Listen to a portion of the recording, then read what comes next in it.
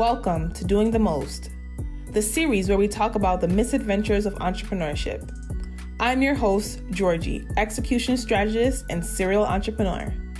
This series is here to get real about what entrepreneurial life truly looks like. We are driven, persistent, hardworking, ambitious. We are human, and these are our stories.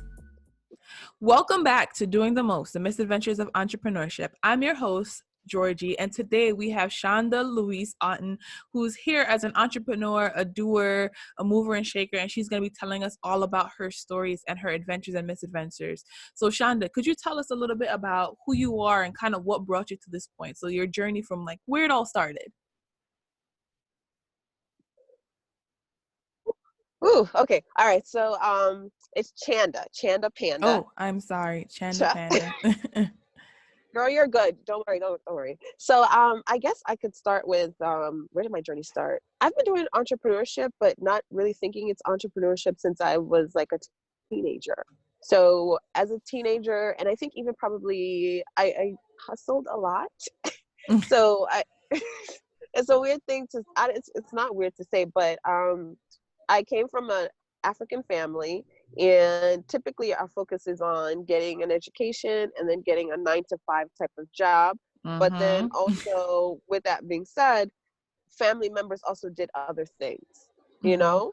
So my mom was really into, or still is into fashion. So she would always get into a lot of different things. So one time she sold Amway, which is not fashion. She sold Mary Kay. She sold Avon. Another time she sold like Vivinet, which was like a security thing. Yeah, it was.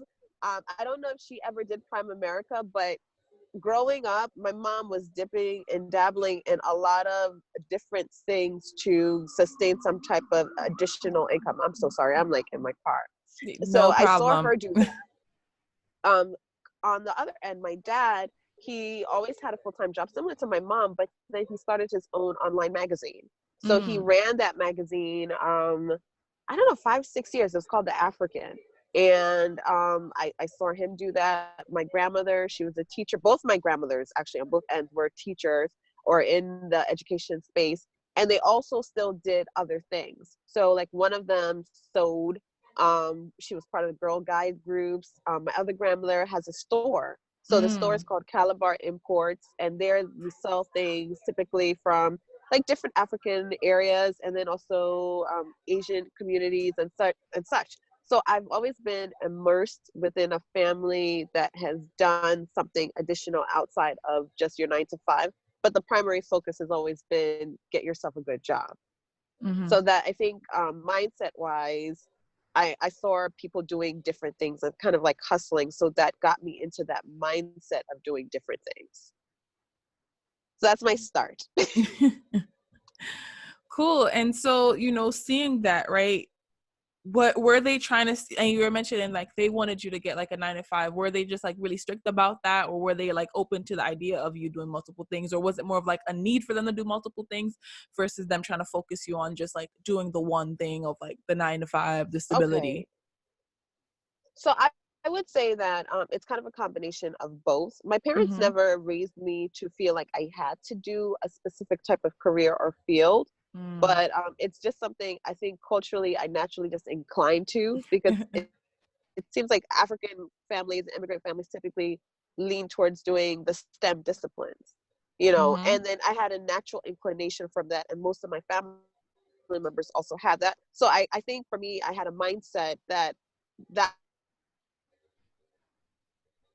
the path to go just based on what I saw. But it's not something that my parents really like they pushed on me and said you have to be this specifically in order to survive. But like I said, I did see them doing the 9-to-5, and also along with that I saw my mom doing multiple jobs outside of just like she'll do her regular 9-to-5 and then have like another 9-to-5 that's like a 10 or a midnight to like 7, it's kind of crazy. Yeah, so I kind of feel like I was conditioned in that respect because of what I saw in the atmosphere that I was in. And I looked at those extra side hustle things more as hobbies and more as things to do additionally, but I never really actually perceived it as let me go and venture onto my own path. And I don't think like my family, they didn't discourage, but they also didn't necessarily push me into it. Nice. Thank you. And I just want to highlight something that you just said, right? Hobbies. And what's it called? I recently saw like a Twitter thread where that was saying, what is, Yeah. who has hobbies, right? Millennials don't have hobbies. And it's Mm. because of that, because of like the idea that even though a lot of our parents or, the older generations, they had hobbies, that hobbies sometimes did make, bring in money or brought in some Yeah. other resource. And so it's like now, side hustles have replaced our hobbies, because it's like we want to, not that we want to do Mm. hobbies all the time, but it's like we are really passionate about doing work that we love, because it's like we'd see our parents, go to like this 9 to 5, maybe they liked it, and some parents actually just hated it, and then it's like then they spent the time on the hobby as a release, but that's where their passion lies. So now we're kind of shifting the Ah. economy to say, I don't want to spend 8 hours out of my 24 hours focused on doing this 9 to 5. I want to spend that time, doing the hobby, doing the passion, but also making money, because I know I need to survive. So like, how do you, like, what's your take on that? Like, what's your take on like that I experience? 100% agree. So I have to be honest, what I saw growing up, I saw my mom working a lot. Mm-hmm. I did. I saw her working a lot and barely had time to spend with us. She had Mm. big dreams and a big vision.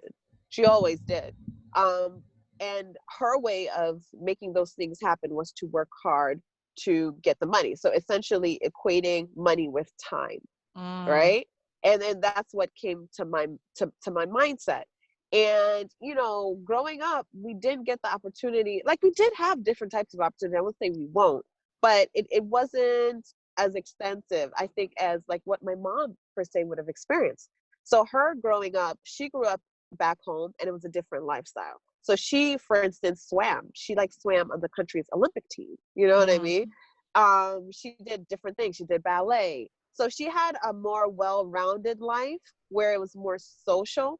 And then living in America, it really is more focused on just work, work, work, work, work, work, work. Yep. And I think I got to a point when I actually got into the workforce because I had seen TV. I'll be honest, I was also conditioned by TV as well. I'd watch TV and I thought in my mindset that getting a corporate job, getting a 401k, and that was it.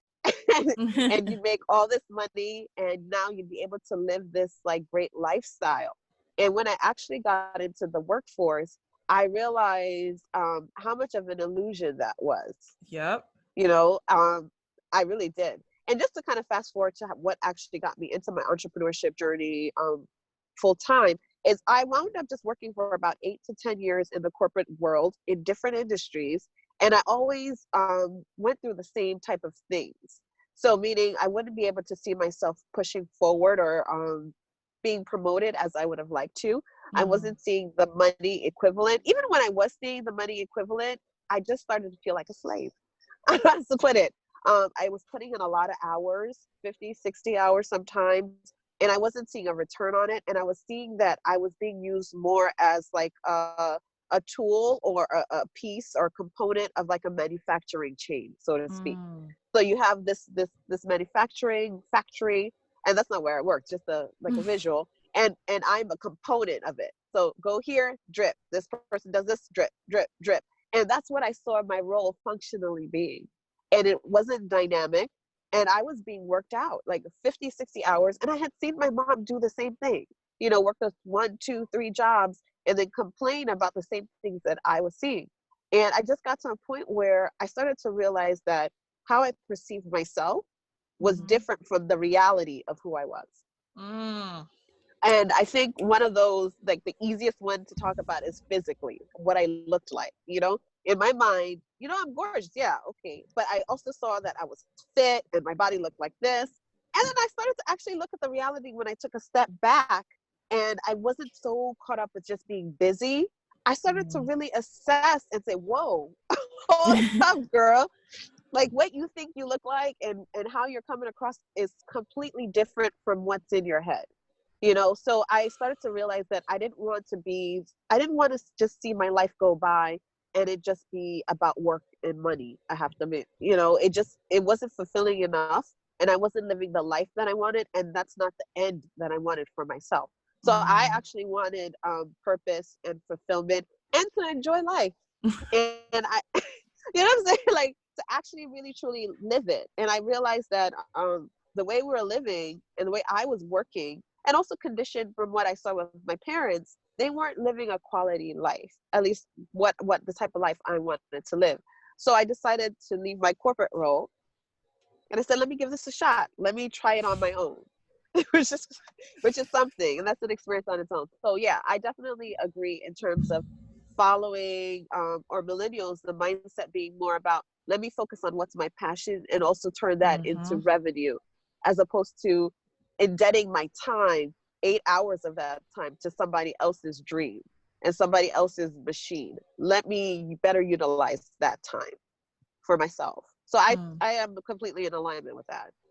Yeah, and I love that. And just like figuring out what you want, which takes a lot of time, and it's a long journey, because we've seen like the way the economy is moving and like things that are going on. There is no true thing as stability, and I think entrepreneurs have been like handling like the shakes a little bit better, because we're it's like, oh, we're used to this, like.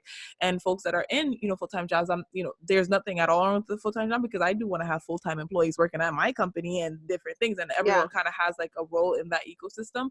But just recognizing that the economy is not as flat. Whether you are an owner or working for somebody, you have to remember that things can hit the fan at any point, and just like, how do you respond to that? Right? What is your savings like? What is your mindset like? Do you and I was on a person's podcast this time last year, called the Portfolio Career Podcast, and that's when it exposed me to the idea of portfolio career, where it's not like just this flat career that you're doing.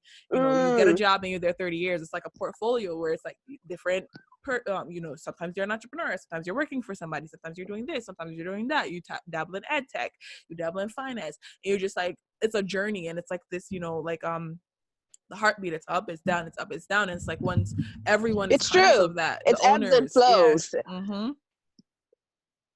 So once everyone is conscious of that, whether you're an owner, an employee, a business person, a team member, it makes everything then more it's easier, because like, oh, we know that it's gonna get crazy, so when it does get crazy, we're not gonna like, what's happening, I don't know what to do. So that's really like an important thing. You know what, you're 100, that's 100%, you're right. I agree. I completely agree. I was gonna give you an example. So one thing that I started to do as a side hustle during entrepreneurship, because I was not making any money. It's been hard. So I took on a part-time role as an adjunct professor, which is crazy, and it's a blessing, I have to be honest, because who would be able to say, you know what, things aren't really working in entrepreneurship. I don't like the corporate life, but I have an option to go into academia and teach. So that is a blessing for me. So in that setting, I work with a lot of students who I teach math. So some students really like math, and some are frightened of math. Like, they are so frightened that they don't even want to start. Like, I'll ask a question, and like, I don't know. I don't know. And I'm just like, okay, this is crazy. You have to fix your mindset. So a lot of my classes, even before the math, is about getting my students to become more independent, as opposed to relying on me as a teacher, and it's like, I have to condition or help them condition their minds, or uncondition their minds, of feeling like they have to lean on someone to move forward. You know what I'm saying? And I'm just like, yes, I'm the professor and I'm teaching you this math, but you can actually take your textbook and you can read ahead and start practicing some of these problems. It might be confusing. You might not know what's going on, but write the questions that you have along the way, and then let's address it so we can push you forward. Like, my strategy as an adjunct professor, or as a professor, is to help people become independent. Like, you give a horse water, but if you teach them how to drink, you know what I mean? Like, or a fish, right? you teach someone how to fish, and they're good for it. Like they feed a whole village, and that's my mentality. I'm all about teaching a person how to fish, as opposed to giving them a fish. And I feel like it's the same concept that we can transcend onto the economics and jobs and stuff like that. It's like, even when you are in a corporate life, are you waiting for someone to come and give you something to do? Or are you taking the initiative to create your own opportunities? You know what I mean? And it's like, a lot of people kind of fall into one or two places sometimes. where either they're looking for someone to follow and lead them, or they're looking to lead and push themselves forward. So I definitely agree with you in that sentiment. Like I see that a lot with students. The ones that I think are the most successful are the ones that learn to become independent and understand that it's okay if you're wrong or you don't get it right. But what's more important is that you have a vision and you persist. Mm-hmm. And you don't need anybody else to tell you you're going to do it. Like, you can encourage yourself. So, okay. This is my thing.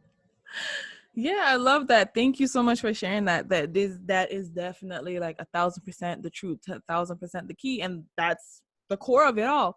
So now I want to start talking about, once where, like, you don't have to say the name, but like, where were you working right before you decided to go into like full-time entrepreneurship, and like, what was your first company that you, like, official company that you decided to launch, and like, why? Like, what was behind Sure. that? Okay. So I was working at United Health Group, Optum. So I was doing consulting. So I was traveling from a couple of states. So I was working in the healthcare state exchange. So you know how we now have the health exchange that you can go to and you can elect your benefits. So each state has its own Oh, like state the marketplace. exchange. Like, yeah. Yes, the marketplace. So I was working with the state of Massachusetts and also the state of Vermont. So I would travel there. At some point, it became weekly. I like to travel. So initially, it was a lot of fun. But after a while, I just felt drained, because all I was doing was working, like I said, I and my schedule was travel out like Sunday night or Monday morning, and then come back Thursday night or sometimes Friday morning. So I'd really just have Saturday to myself at home to get myself sorted.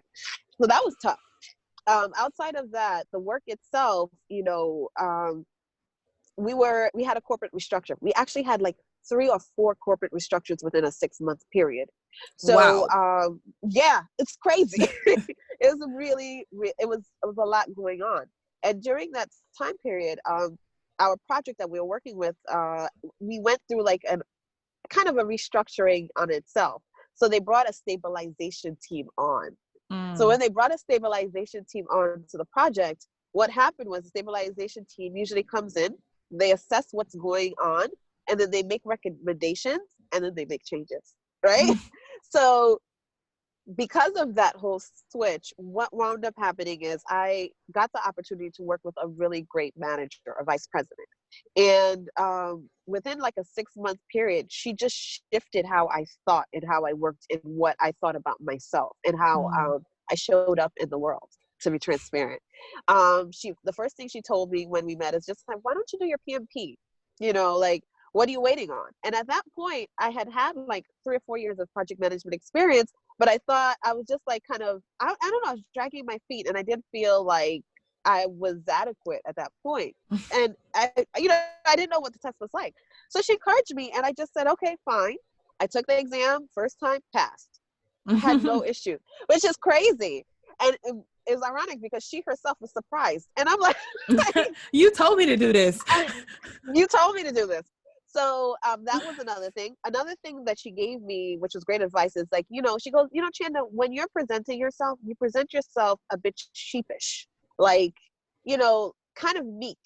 And she's just like, she wasn't saying that you need to be strong and this, but it was like, you should be more assertive. Like, you should be confident in what you're saying. And she's just like, there's like a reluctance in you. And to be honest, it was a conditioning because of my previous managers.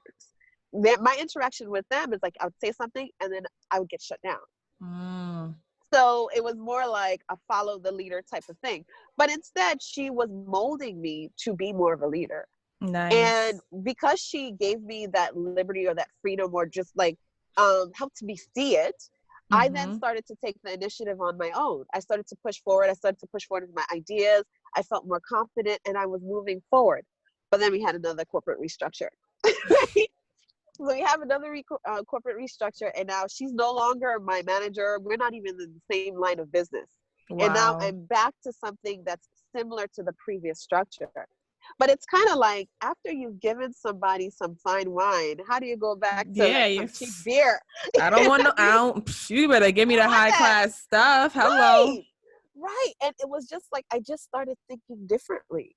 So now I could, and even with the thinking, like with the thinking, it's not even just a mindset of, oh man, I'm great, but it's a mindset of understanding business. So I started to look and say, okay, what's the type of role? What are the tasks that I'm getting? And I looked at the tasks and I said, these tasks that I'm getting are administrative. There are a lot of administrative, so I'm super busy, but it's administrative nonetheless. So I've been in this particular role for about 2 years, and I'm doing this administrative task. How can I validate at the end of this year that I deserve a promotion to the next level if the only work I'm doing is administrative? Mm. But I hadn't thought that way before. You know what I mean? So I started to look at it and I was just like, they're comfortable with me being in this position. Because then you can't advocate for right, yourself. right. And I had to be honest with myself, like, okay, Chanda, so you know what? This isn't for you, because at the end of this year, you're not going to be able to validate that you've done enough work or analytic work to take you to the next level. And they're not creating the opportunities for you to do it either. And you're trying. So I at that point, I just said, you know what? I have to, it's time for me to go. So I put in my letter of resignation. And it was funny because they were leveraging me for a lot. I was like the senior level person at that point.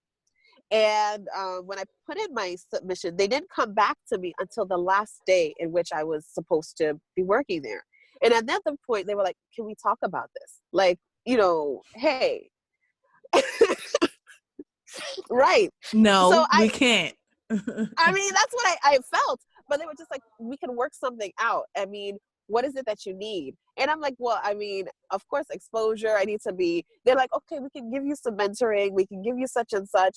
And, you know, like I felt bad. And I started to think, okay, you know what? Maybe I should go ahead and give it a shot. And, you know, the guy,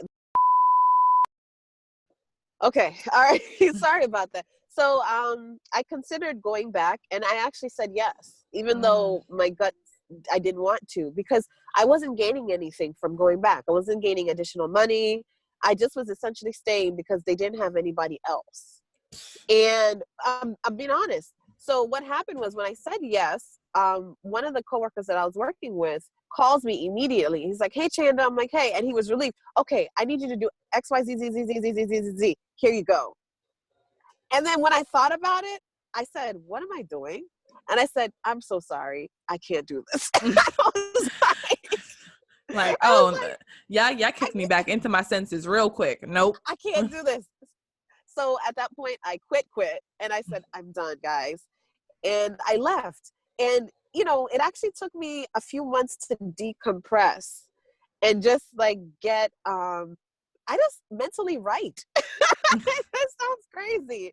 But I felt so like, I don't know, kind of a little just, I don't want to say abused, you know, but I mentally felt drained. And I felt like I needed to really just take some time doing nothing and just I traveled.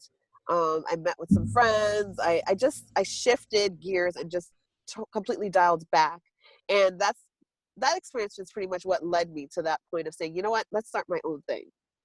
And I feel like, to be honest, it's because of the empowerment of that manager that I had, because she really encouraged me and showed me the value in me. And within that 6 months, I had grown so much in how I saw business and what I could do, and my understanding high level of what was going on and big picture and the connecting the dots. Love that. You never know who you're going to come across. So that's amazing that she was able to do that. So now, you know, tell me a little bit about your business. And then right after that, we're going to talk about your misadventures. So tell me a little bit about your business. What did you end up starting once, you know, you kind of decompressed? Now you have to get back out there. Good question. Okay. So the first thing I started was a coaching business, which is interesting because I was doing a lot of coaching for my coworkers unofficially. So I just thought, okay, you know what? And by the coaching, it was like they would reach out to me and they would ask for advice based on things that were going on at work. Hey, Chanda, I have this dynamic with this manager or VP, and she's asking me to do this, but she kind of has an attitude. You know, what's going on? What can I do? So I would coach them through how they could strategically improve that behavior and improve their image within the company. So I decided, you know what, let me continue to do that. So I started to do that. I started a business. It was Chanda-Louise Oton Consulting, which it still is. And I started coaching people. And my focus, to be honest, was actually more from a personal perspective, and it was actually geared towards people who were 30 and up. And the idea behind my coaching was to show people that they could have a second chance. Wow. A second chance at life. The core concept behind that is I was married. Marriage didn't work out. And I basically had to start over.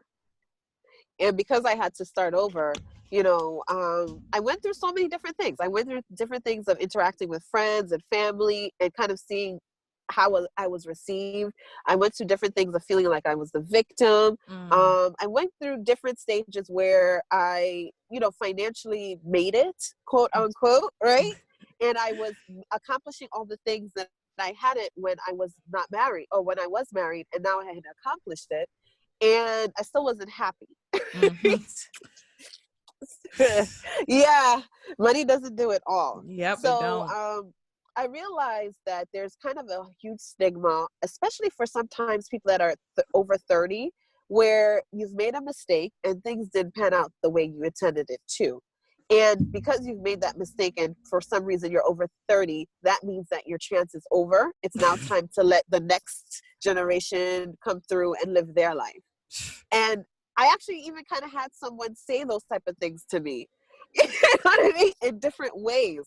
And I just felt like, you know what, this is really crazy that because you make a mistake in your 20s, that you're not allowed to still prosper and shine, and you should be living a dimmed version of your life moving forward. So that was the first business that I started. And doing it, it was hard because I didn't have any type of formalized training. I was really freestyling and I didn't have boundaries. So, and then I also didn't understand how to create a pay structure. What does this mean? And then I didn't know how to, like with the boundaries, how to say, you know what, it sounds to me like you're coming to me like a friend, but you're really getting coaching. Yep. Yep. Like, oh, just a quick question. No, here's my invoice. And then I'll answer the question. If I think it was just a friend question, I'll refund you. That's fine. No, you know what? But it's true. So it was a lot of different dynamics of that. And those are the things that I have been working through, Then, so at some point, I just got overwhelmed. I mean, I got overwhelmed and I got drained. And then I also got drained emotionally, spiritually, and financially. Because I was doing, what I noticed is I was giving out a lot of my time. So my time was booked, but I wasn't receiving compensation for that time. So I needed to start to understand how to better position myself so that I could reallocate my time and also take better account of my time and not just give away my time, put a value to my time. Love that. So that was the first business. So within that first business, as well as like, the current business and whatever else you've started, out of all this entrepreneurial journey, what do you think is one of your biggest entrepreneurial misadventures that you've experienced? And it sounds like you've already shared like a few, just even figuring that part out, right? Right. So the biggest, or just one that is like really stands out. It doesn't have to be like the biggest. Yeah. So I would say that, one of them would be what? Sheesh. it would just be creating a website. Creating a website. So I started with Upwork, right? And I looked for someone, and I had this whole vision in my head of what I wanted this website to look like. I'm not a coder, and I don't want to be a coder. So, I have all my pictures, I have my designs of what I think, or just pictures. And I go ahead and contract someone at Upwork, and I'm reaching out, I pay the amount, and they're like unresponsive for the most part, and they're only responsive until like maybe the day in which they're supposed to deliver. And in my mind, I was like, I wanted a collaborative event. I wanted to be able to see what you're doing, to see the revisions, and it looked completely just not like what I wanted. So I wound up saying, you know what, this is not what I want, and they refunded me my money. So I reach out to somebody else, and I hire them, and I'm like, listen, this is the design vision I have in mind. And this guy charges me like $2,500. and he's like, this is what, and I'm like, you know what, my budget's not there for that. I'm going to have to go somewhere else. So I go to someone else and we have this whole talk. Oh yes. Oh yes. Oh yes. They get started. I put a deposit down and it just got to a point where the website never got done. What? Real talk. And it's because this is what I'll say. I have to be honest. In my head, I have a vision of what I see. But in somebody else's mind, they have their own interpretation of what I'm describing. Mm-hmm. So there's a gap there. You know what I mean? And that's something that I was frustrated with, but I also have to have an understanding of, Mm-hmm. is that two people can have different interpretations of the same thing. Yep. And it's and I it's see like, that one how all do the you really time. find a place? Right. I mean, that I still have not really figured out, to be honest with. Actually, you know what? I have to be honest. So with all that, the website never got done. I still have my host name and all that stuff, but I pulled back because I couldn't find someone that aligned with the vision that I had. They couldn't see what I had in my head, and I feel like I couldn't relay it to them. Right? Mm-hmm. But I still don't want to have to be the one to go back and have to do it on my own. Like it doesn't, at least I feel like it doesn't make sense to do. So what I've realized for me, business-wise, is that relationship and building a relationship is very fundamental. So it's for me not really about rushing into a business relationship, but it's more building the relationship. And over time, as you and I are getting to know each other, we don't have to agree, but the fact that we're getting to know each other, getting acclimated to understand who each person is, that's what helps to facilitate that strong business relationship. So that I think that's been like one of the key things. Anybody comes to me and they want to do business, I don't mind, but how about we just really get to know each other and see how things go and how we grow in knowing each other before we take that next step. So that was one that was expensive. It was an expensive lesson for me, yeah. Yeah, and I think I have some people I could connect you with. So let's chat afterwards. But all right. Yeah, let's get that done for you. And and I think what you said is really key, right? Everyone comes from a different background and different experiences. And so, we could all and we've seen the examples where, even on social media where they show a picture, some people see it in different, it'll be the shoes or the dress. It's one person sees it blue and yellow, the other person sees it, red and white. And then even, and that's just just the eye. And then if we think about experiences, I could say, God bless you. And then somebody might feel offended by that. You go to different cultures and you look at somebody's eyes. So there's just so many different layers to culture and experiences in life. And it gets more and more granular each day, and just recognizing that sometimes what you say, even though somebody hears it crystal clear, the way they interpret it based on their experience it will be based on the lens of their experience. Right. Mm-hmm. And you have to be open to that. I think another good lesson for me with that being said has also been spiritual. I'm huge. I was listening to a couple of your podcasts before. I think 3 or 4 of them, actually. I say 2, which is 4. And I remember hearing, I don't know if it was Rohan or the gentleman after him that was saying that he was huge on faith. And I was just like, it's true, because entrepreneurship for me has really forced me to be honest with myself, honest with the relationships that I have with people, and then honest with the relationship I have with myself, and then also honest about the dynamics of this relationship. Is this a fruitful relationship, or is this a relationship that's just taking? Is it wasting time? And being discerning, you know what I mean? I realize I'm very I'm optimistic and sometimes a little idealistic. I mean, it's what makes me magical. But from a business perspective, I also need to have a sense of practicality, and I need to also understand, what is this thing, what it is, or is it not? And I need to be honest with myself. So I realized too that through this entrepreneurship journey, that I've had to be honest, and I could not fluff stuff. I had to really call it as it is, and I have to really make honest decisions about how I'm spending my time who I'm spending my time with and if it's actually a fruitful relationship. I had to get out of my comfort zone, and that's including with family as well.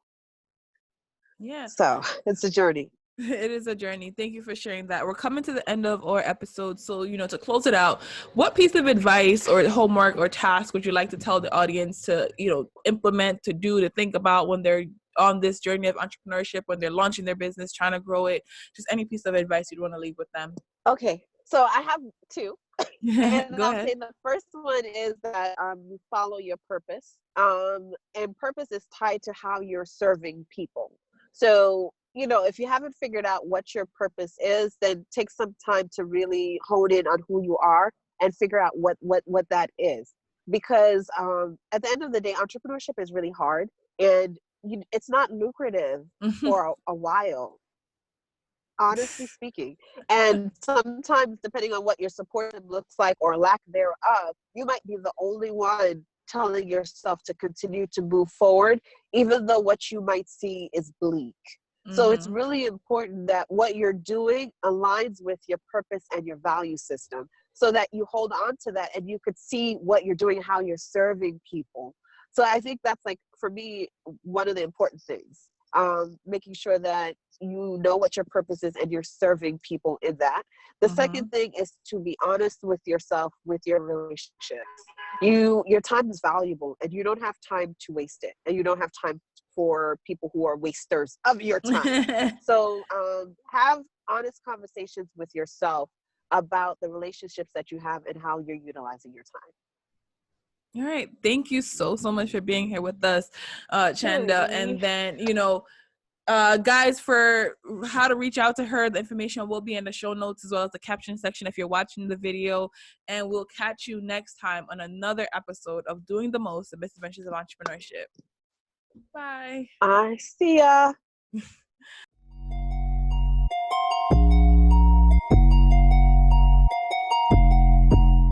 Thank you for tuning in to this week's episode of Doing the Most. Catch us here next week, same time, same place. If you can't wait, head on over to doingthemost.xyz to stay connected. Until next time, keep on doing.